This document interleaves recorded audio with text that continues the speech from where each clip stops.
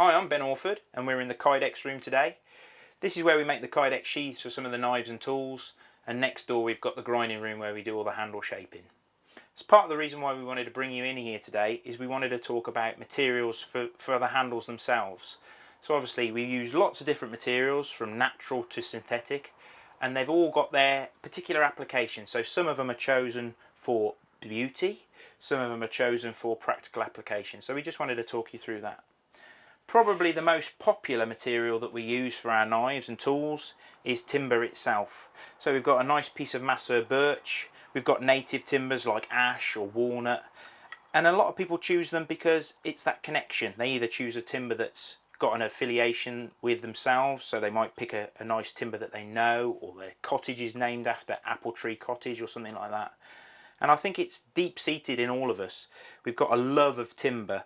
When you sand that up and you oil it and the grain pops out at you, people just can't help but look at it and feel it and sort of feel how nice and smooth it is. And that's part of the reason why I got into knife making myself. I just love timber and I didn't want to discard tiny offcuts, so I started making knife handles out of it. Now, the only disadvantage of wood, because it is a natural material, you have got to look after it. So you've got to oil it and you've got to make sure that you don't get it too hot. And if it gets wet, you've got to dry it out and then feed the wood with linseed oil and things like that. So it's a kind of give and take material. So you look after it and it will look after you. So this is a classic campcraft knife that we make. Now this has got a nice U handle on it, which has got beautiful two-tone grain. And that's what's great about wood. There is never going to be a same piece of timber exactly like that with the little pin knots and clusters. So the natural handle materials like wood work really nicely with a natural leather sheath, so it will take a little bit of care, but you know, with a lot of respect, it will look after you if you look after it. The other material that we like to use as a sort of compromise is still timber, but what we tend to do is we use a process called stabilizing. So what we do is we put this into a tank and we put it under vacuum. So we actually put a vacuum pump on it and draw all the air out of the timber, and we put in a thermosetting resin in that container. We hold it under vacuum for about 10 or 11 hours, drawing all the air out of the timber, and when we turn off the vacuum, that chemical gets replaced. Where all that air's come out, the chemical goes into all those cells of the timber itself. Then what we do is we let it soak for another 10-12 hours, and then we cook it. And the action of cooking it actually sets that effectively epoxy, and it will set and it will fill all those cells with that resin and it will make it stable. So effectively that wood can't absorb moisture.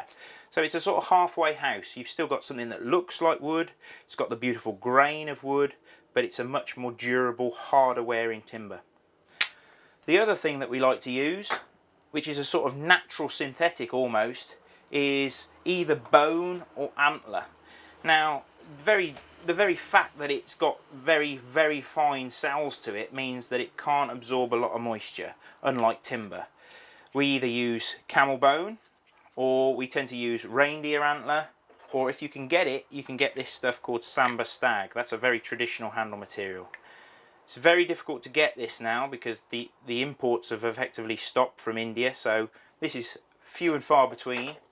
But reindeer antler I like to use because it's incredibly dense, it's got very little marrow in it. So if you want something that's got a very nice feel, but it's still natural but not a synthetic, antler is a really good choice. The only reason why I tend to avoid using bone very often is you're very limited to the actual size of the slabs.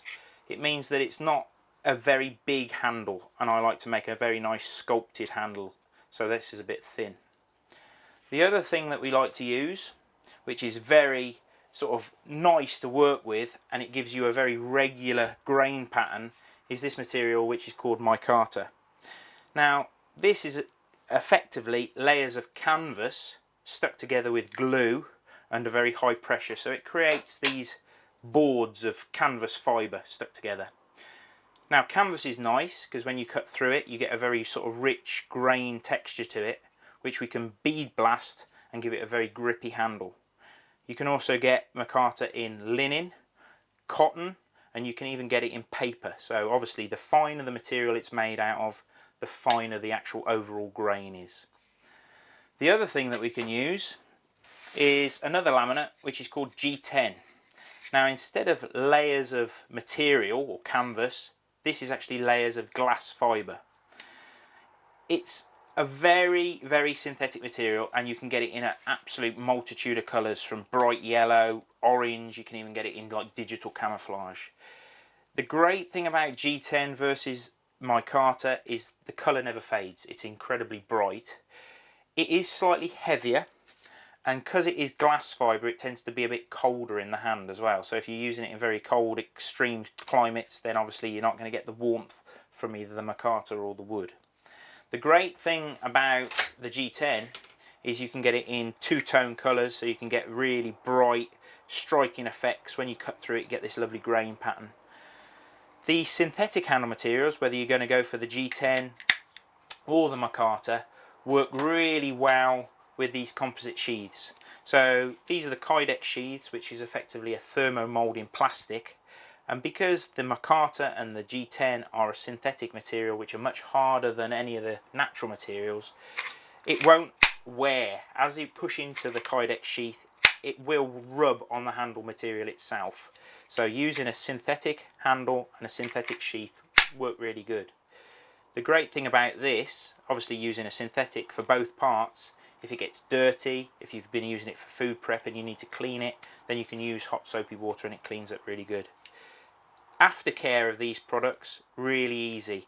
When you've sharpened your knife and you want to clean any of the dirt or debris off it, spray it with a bit of WD-40.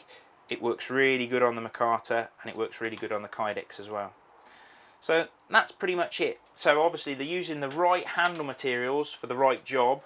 So prime example, if you're going to be going into the jungle where leather will pretty much rot straight away, using a synthetic handle material and a Codec sheath, it means you're going to get a really usable workhorse in the woods, in the jungle, and it's not going to have any problem with the environment itself trying to break it down.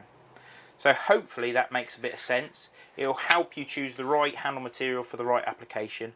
But if you've got any questions, fire us an email through the website, and hopefully you'll understand what you need to look for.